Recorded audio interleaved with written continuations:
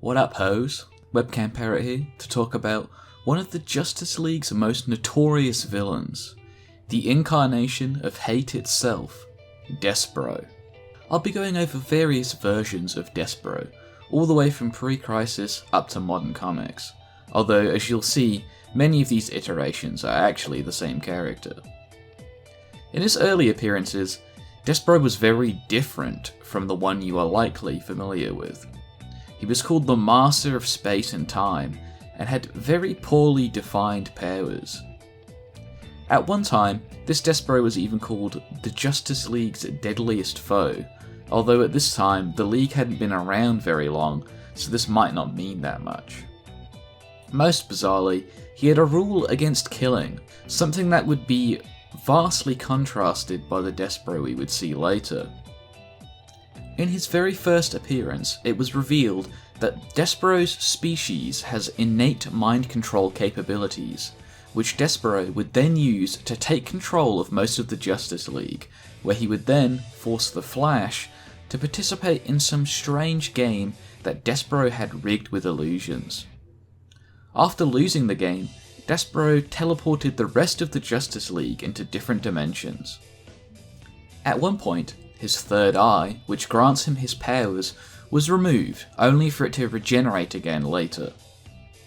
This Despero aged many of the Justice League members greatly, and was able to trap the rest, as well as creating 3 alternate Earths. It's possible that by Earths he meant universes, but it's not really clear from the comic alone.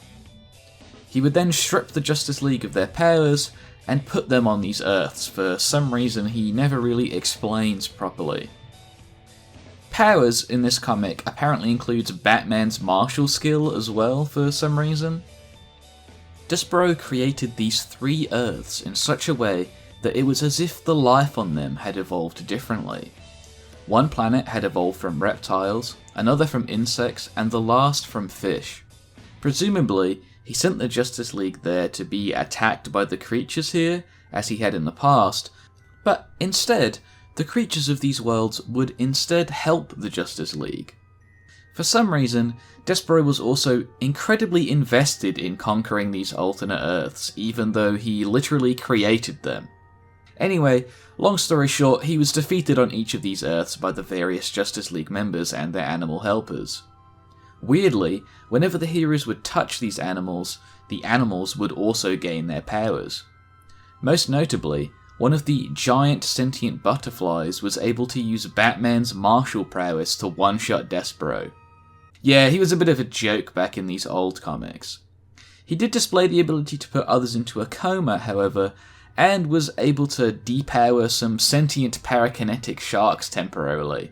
But again, he did create them, so I'm not sure if this is even impressive. Lastly, he was able to use some type of matter manipulation to interfere with Elongated Man's stretching powers. After this, he would be captured by the Justice League and sent to prison. This is when the Despero we all know and love is born, and his post-crisis storyline begins.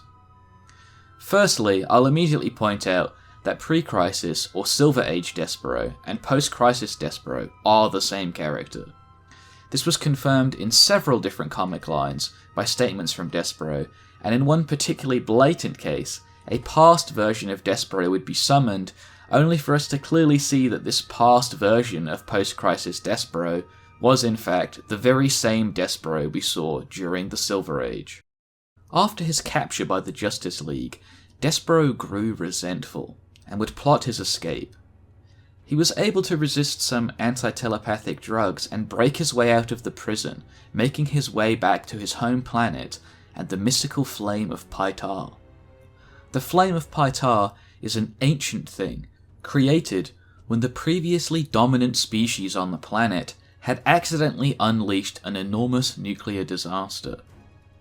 Many species would die out, but Despero's species, the Kalanorians, would thrive as they rapidly evolved from exposure to the radiation rather than succumbing to it. This is the source of their telepathic powers. Despero's father would rise up from his already warlike species and conquer the planet, only for Despero to kill him in turn and take over. At this stage, Despero is already an incredibly powerful member of his species, maybe even the most powerful member of his species. He would ascend beyond even this, however, when he subjected himself to the ancient Flame of Pitar. This flame either destroys you or grants you wisdom and power beyond imagination. Despero survived the flames by accepting the madness and pain of them. It is here that the old Despero dies, and a new being is born. A Despero who was no longer flesh as you know flesh, a being of hate and energy incarnate. The flames had scattered his atoms and erased him entirely, but Despero was able to reform his body thanks to sheer will alone. From here, he would set out on his crusade of vengeance against the Justice League, displaying a new set of powers and abilities, as well as a frightening amount of physical power and cruelty. He was able to inflict a huge amount of pain onto a human, eventually absorbing their mind and erasing them. Despero created a vibrational field that prevents passage to most individuals, and was capable of turning energy directly into matter, and matter directly into energy. He would use these powers to create minions from the world around him that could fight for him. Vixen would even say that these powers were similar to the matter-manipulating powers of Firestorm, only on a higher scale. These powers aren't all too different from the sort of things that Dr. Manhattan is capable of in his original Watchmen story, if you are more familiar with that character than someone like Firestorm. Despero would eventually be defeated when Vibe blew out the flames of Pitar, leaving Despero with nothing to fuel his powers. As a result, he was forced to feed on his own body, fading from existence. And here is when we see Despero display what I personally think is his most dangerous and impressive power. After this event, Despero was left in a formless, soulless state, a state that was beyond nothingness. His consciousness was completely scattered.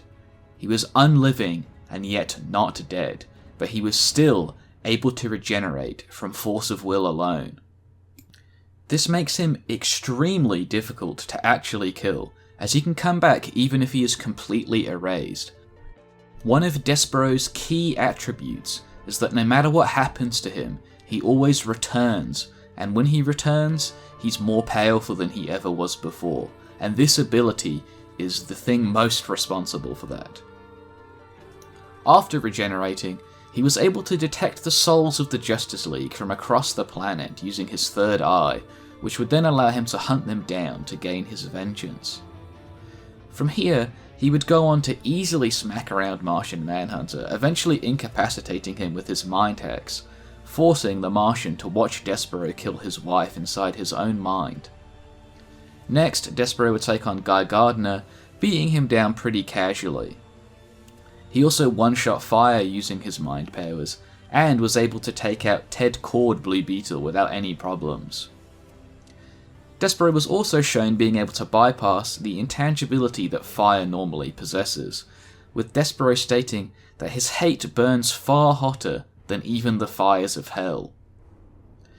He would kill scot-free, only to eventually be defeated by one of Martian Manhunter's most elusive and powerful abilities, the Mayavana. It is a special mind technique that can only be used once in a Martian's lifetime. The Mayavana shows a target a reality more powerful than the one that they live in, showing them whatever they want most. This devolved Despero into a fetus.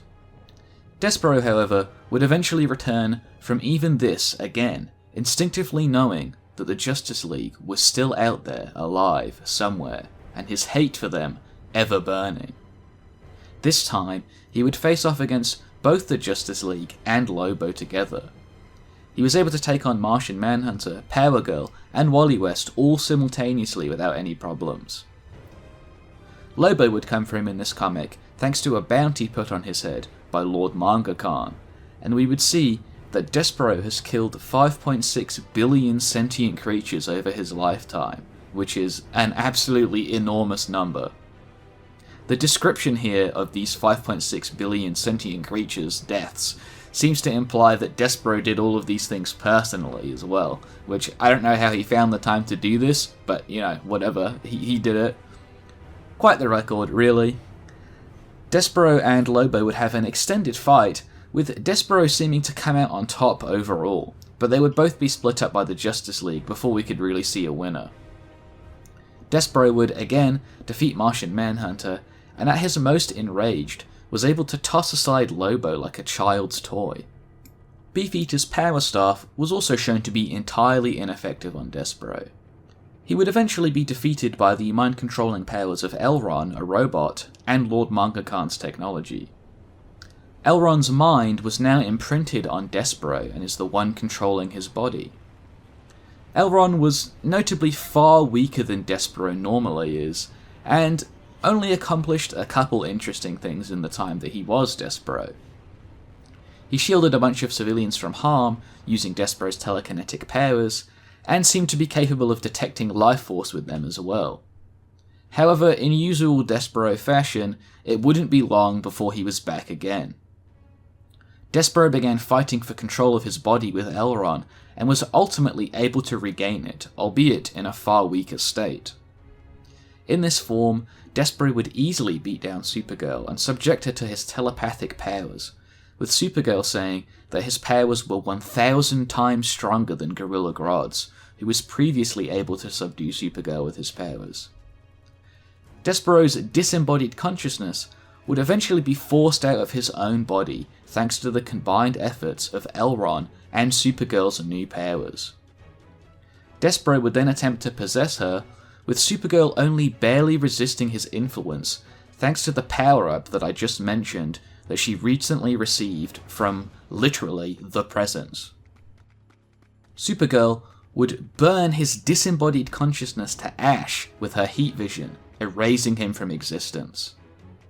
This wouldn't be enough to stop him, however, as Despero would again regenerate, now imprinting his mind onto humans on Earth in order to control them and fighting Young Justice. Although not quite at his former power, this Despero was still very capable of dishing out punishment, and was attempting to possess Superboy. He could even shield his presence from Martian Manhunter, and eventually took control of his body. Despero also used the local circus animals to fight for him by controlling them in a similar manner.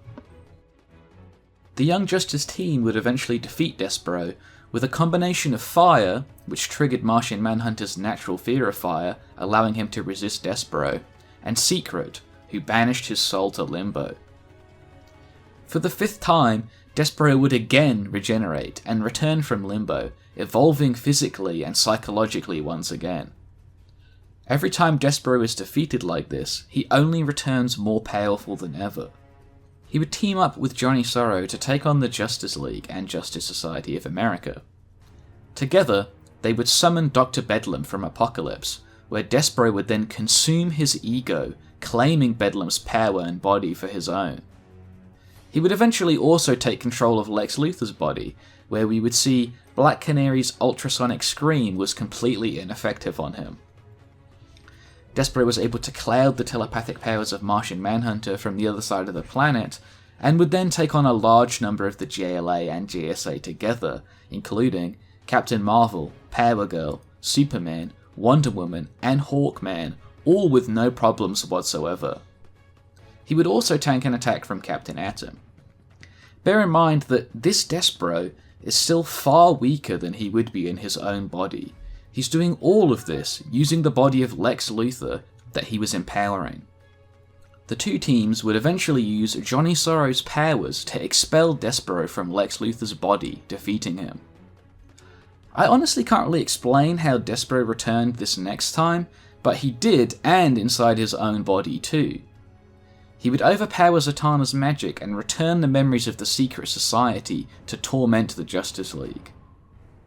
You'll notice two things that typically happen in every single post-crisis Despero story. The first is that he just inexplicably comes back or regenerates from whatever previously happened to him, and the second thing he does is beat the living hell out of Martian Manhunter. which again was the very first thing he would do in this storyline. Later, Martian Manhunter would even combine his psychic talents with Aquaman, and they would still fail to defeat Despero, eventually becoming controlled by him. I know Aquaman might seem like a joke to some of you, and he is generally considered a joke by people that don't read him at least, but his mind powers are actually really powerful, and definitely rival somebody like Martian Manhunter's. However, even together, Despero was too much for them. Batman would be the next to be taken over by Despero, with the rest of the League turning up to face Despero and his minions. He would overpower Hal Jordan's constructs and take control of him, as well as Black Canary. Even Superman's mind would eventually be taken over by Despero if given time. It would take Zatanna's magic, ultimately, to save the day. Despero would then be taken and imprisoned on Oa, the home planet and base of operations for the Green Lanterns. Again, Despero would escape about 4 months later, where he would return to face off against Superman. Throughout the storyline, Despero had been mind-hacking Superman to fool a bunch of aliens he had teamed up with previously in the comic. Superman eventually broke through this, however, and would be forced to pull out the full power that he so rarely uses, easily taking Despero out with one shot of his heat vision.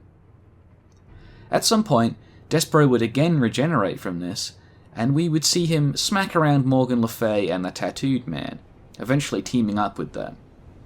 This didn't amount to much though, and it wasn't long before New 52 began. Despero didn't appear much in New 52, and like many of the characters there, he was a shadow of his former self. It is confirmed that New 52 Despero isn't the same as his post-crisis counterpart, as he seems to have a different backstory and very different motivations. Instead of wanting revenge against the Justice League and being a being entirely consumed by hate, he seems to be some kind of emotional vampire feeding on the emotions of fear that others experience. The only thing he would really accomplish in these comics would be beating down Metamorpho and Firestorm, and then separating the Firestorm Matrix. Very uncharacteristically, New 52 Martian Manhunter would actually defeat him.